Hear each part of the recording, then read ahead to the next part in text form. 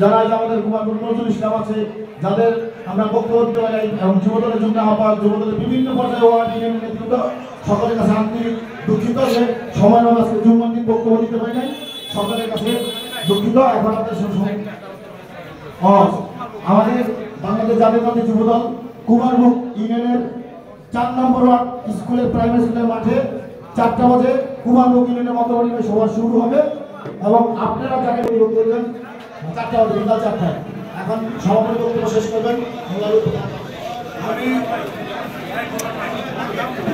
প্রকাশ করছি যার নামটা মেদিনীপুর ইউনিয়নের পুরো প্রোগ্রাম করে না নিলেই নয়, তার নামটা তাকে স্মরণ না করতে পেরে আমি দুঃখিত।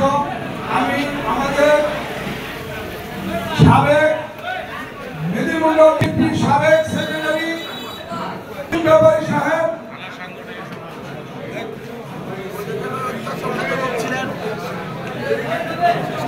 তিনি আমাদের, আমরা তার আত্মার মাগফিরাত কামনা করছি এবং আমাদের মেদিনীপুর ইউনিয়নের সাবেক সিনিয়র সহসভাপতি আবু সিদ্দিক কালু ভাই, যিনি সব সময় সমস্ত দিক থেকে আমাদের সহযোগিতা করতেন, তার আত্মার মাগফিরাত কামনা করছি।